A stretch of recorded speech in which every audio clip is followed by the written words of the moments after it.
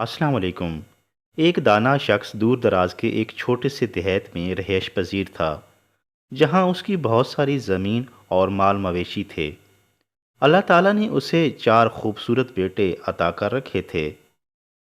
چاروں بھائی والد کی طرح بہت محنتی اور جوش و جذبہ سے بھرپور تھے، لیکن ان میں ایک کمزوری تھی کہ وہ چاروں بہت جلد باز تھے اور کسی انسان، چیز یا مسئلے کو اچھی طرح پرکھے بغیر اس کے بارے غلط اندازے لگا لیتے، جس کا انہیں کئی بار نقصان بھی اٹھانا پڑا۔ والد ان کی اس عادت سے بہت پریشان تھا۔ وہ چاہتا تھا کہ اس کے بیٹے یہ سبق سیکھ لیں کہ کسی کو پرکھنے میں جلد بازی کا مظاہرہ نہ کریں۔ کافی سوچ بچار کے بعد ایک دن اس نے بڑے بیٹے کو بلایا اور اسے ایک دور دراز علاقے میں انگور کا ایک درخت دیکھنے کے لیے روانہ کیا۔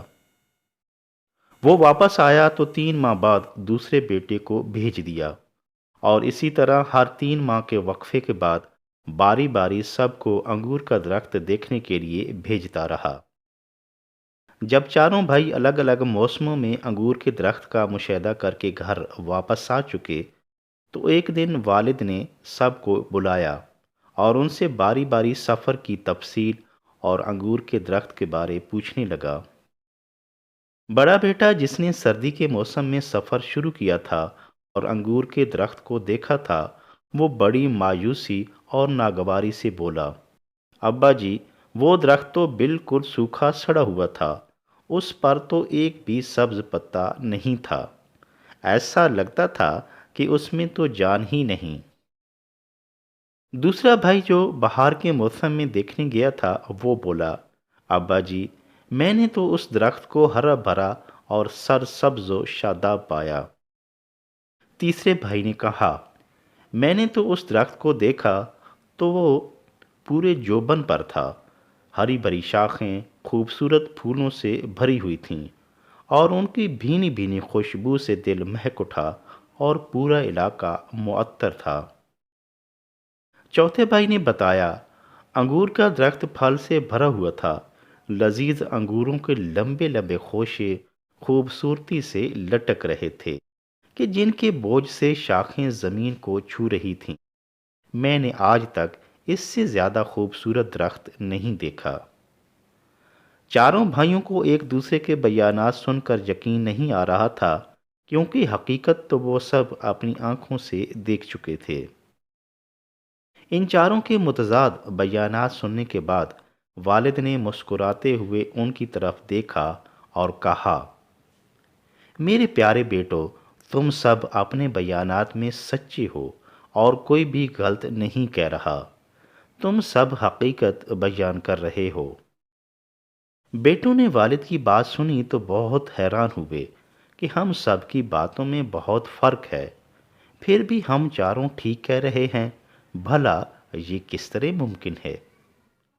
باپ نے بیٹوں کی حیرانگی کو دیکھتے ہوئے اپنی بات جاری رکھتے ہوئے کہا، میرے بچوں، بات دراصل یہ ہے کہ تم سب نے انگور کے درخت کو مختلف اوقات میں دیکھا، اس کے جوبن اور شباب کو دیکھا، خزاں اور سرد موسم میں اسے مرجھایا ہوا دیکھا، پھولوں اور پھلوں سے بھرپور دیکھا۔ اس طرح اس درخت کو 4 مختلف حالتوں میں دیکھا اور یوں 1 سال کے عرصے کے بعد اس ایک درخت کی مکمل جانکاری حاصل کر سکے۔ تم چاروں نے جو باتیں بتائی ہیں وہ سب اس درخت میں پائی جاتی ہیں اور سب کو ملا کر ایک درخت کی خصوصیات مکمل ہوتی ہیں۔ اب تم خود مشاہدہ کر چکے ہو کہ ایک بار دیکھ کر نامکمل معلومات کے ساتھ کسی چیز یا شخصیت کے بارے حتمی رائے قائم کرنا زیادتی، جلد بازی اور ناانصافی ہوگی۔ یہ حقائق کو مسخ کرنے کے مترادف ہوگا۔ یاد رکھیں، بالکل اسی طرح کسی فرد کو جانچنے اور اس کی طبیعت کو سمجھنے کے لیے تھوڑا وقت ضروری ہوتا ہے۔ انسان کبھی کسی کیفیت میں ہوتا ہے تو کبھی کسی اور کیفیت میں۔ باہر کے موسم اور حالات کی شدت یا اندر کا موسم یعنی انسان کا موڈ اس کی اصلیت کو بعض دفعہ چھپا دیتا ہے۔ اس لیے کبھی بھی جلد بازی میں کوئی فیصلہ نہ کریں جب تک اچھی طرح جانچ نہ لو اور اس کے تمام پہلوؤں سے واقف نہ ہو جاؤ۔ دانا والد کی حکمت بری باتوں سن کر بیٹوں کو اپنی کمزوری کا احساس ہو گیا، اور انہوں نے وعدہ کیا کہ وہ آئندہ کسی معاملے میں جلد بازی نہیں کریں گے اور مکمل حالات جانے بغیر کسی کے بارے حتمی رائے قائم نہیں کریں گے، بلکہ ہمیشہ سوچ سمجھ کر فیصلہ کریں گے۔